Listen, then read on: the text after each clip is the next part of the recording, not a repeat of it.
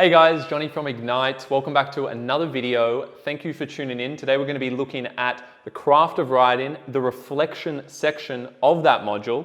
I'm going to be looking specifically at how to write an introduction. We're going to take a look at an example by a student that I think really usefully outlines all of the elements that you need in your introductions.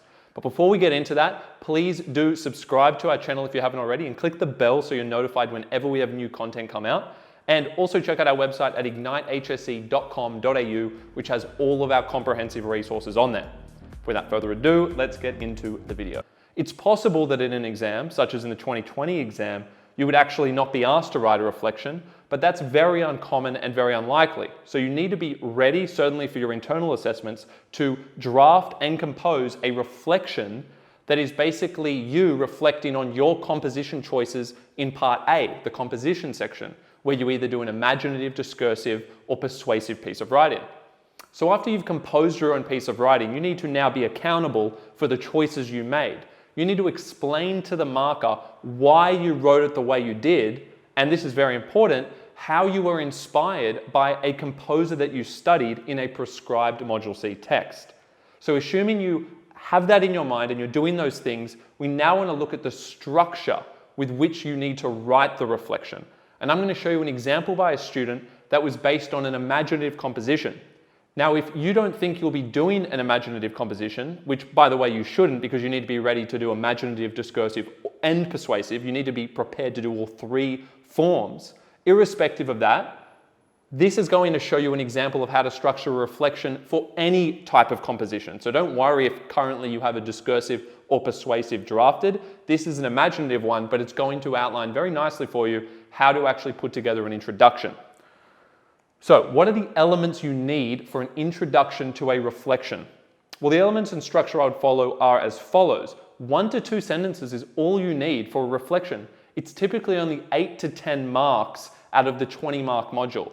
It's more likely that the composition section, part A, will be 10 to 12 marks, so that will take up the bulk of your writing, and you'll need more time to think about that section because you're going to be dealing with a stimulus. So that requires more thought and time. You probably only need about 15 minutes, maybe even less if it's only 8 marks, to write the reflection. So the introduction is only 1 to 2 sentences, followed by 2 body paragraphs, and then a 1-sentence conclusion.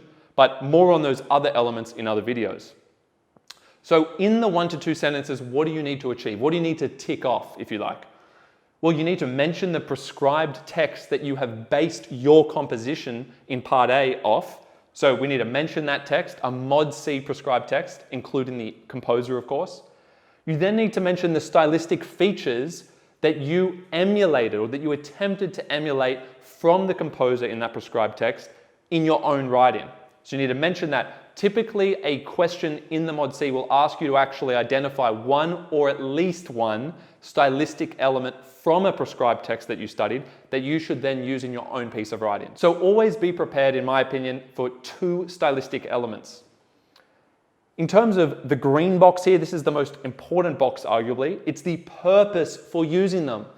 It's one thing to be able to replicate or emulate a composer in the way that they write in a particular style, but it's another thing to know why you're doing it. That is to write with intent.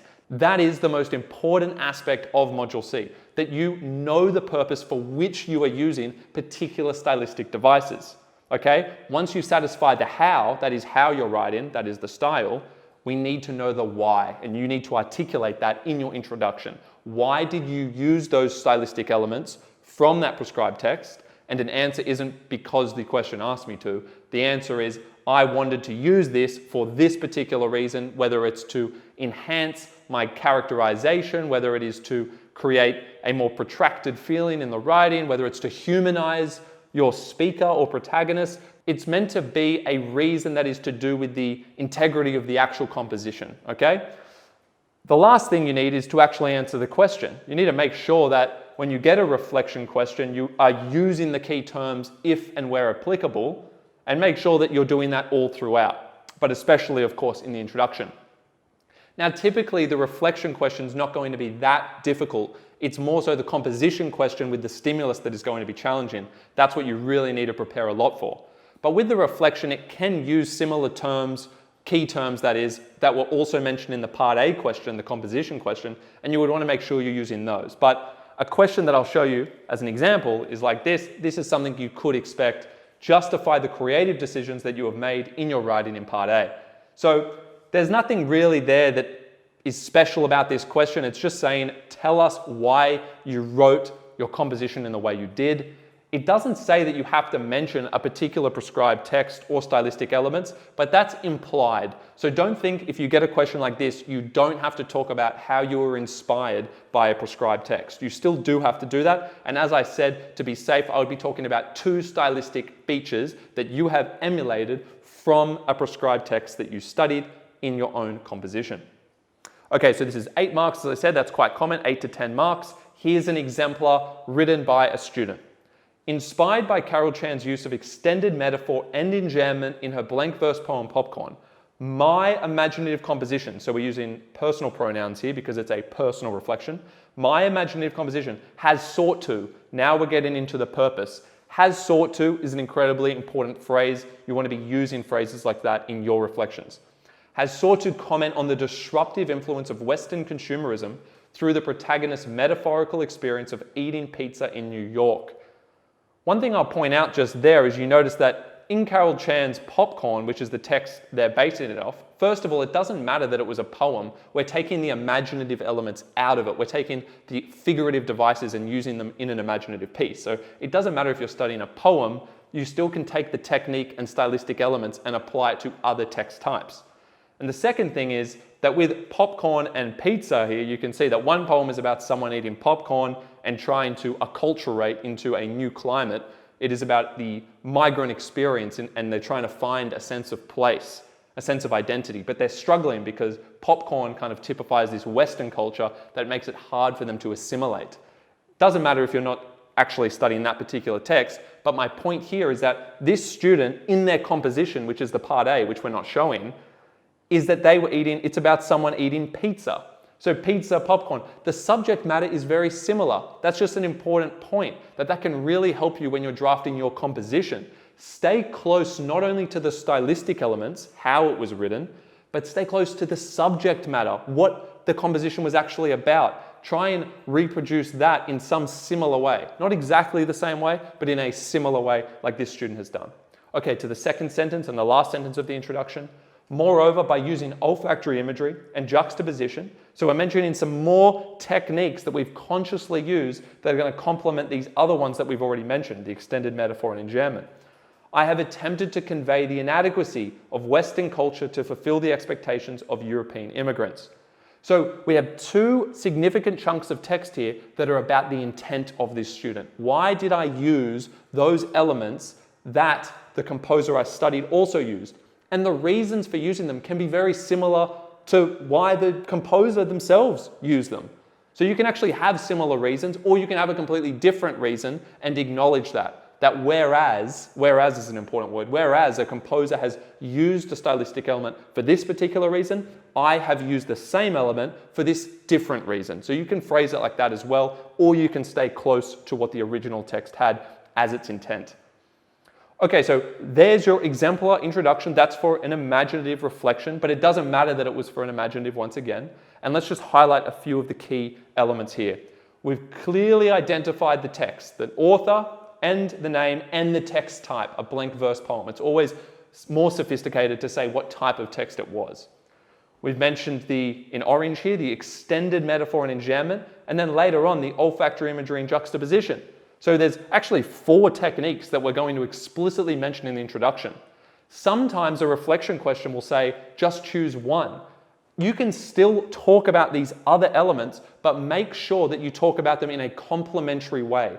So make sure that you are saying, when you talk about olfactory imagery, for instance, that is used to complement your use, for example, of the extended metaphor, if that was your primary stylistic element that was going to address the question. So because this question did not restrict you as to how many stylistic elements you should choose, we can just present it like this. But if it said use one, we could focus in on the extended metaphor, for instance, and talk about the other elements in the introduction and in the body paragraphs as complementary to that macro stylistic element that would be the metaphor in that example. Okay, my imaginative composition has sought to. That's in yellow, that's a different color, and I have attempted to. They are your justifying words. They're the words that introduce personally why you did something. You are justifying why you use something, and that will of course lead you to the green sections here, which is the purpose for which you use those stylistic elements. And clearly that is where you're going to differentiate yourself. You want to really refine these, you want to work on these, have them reviewed, drafted, because you want to be sophisticated with what you're saying. Clearly here, the disruptive influence of Western consumerism, that's a sophisticated concept, or at least it's sophisticated in the way it's expressed, and that's what you need to aim for. So that's it for the Exemplar. I hope that helps provide some kind of structure and information on the elements that you need for your reflection introductions. If you did like that video, please do like, comment below if there are more videos that you want us to produce. And also, don't forget to subscribe, click the bell. You'll be notified when more of these come out. We'll be doing some more examples for you. And otherwise, if you're interested in our full HSE English resources, please do check out ignitehse.com.au. We'll see you on the other side.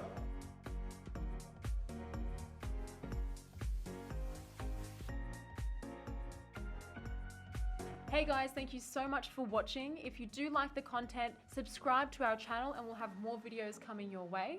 That's right, guys. Thanks for watching. And please make sure you check out our online resource database. We've had a team of state rank achievers and heads of English put these together for you, covering everything from essay structures and examples all the way through to craft of writing and comprehension skills. So check them out at ignitehse.com.au, and we look forward to seeing you in the next video.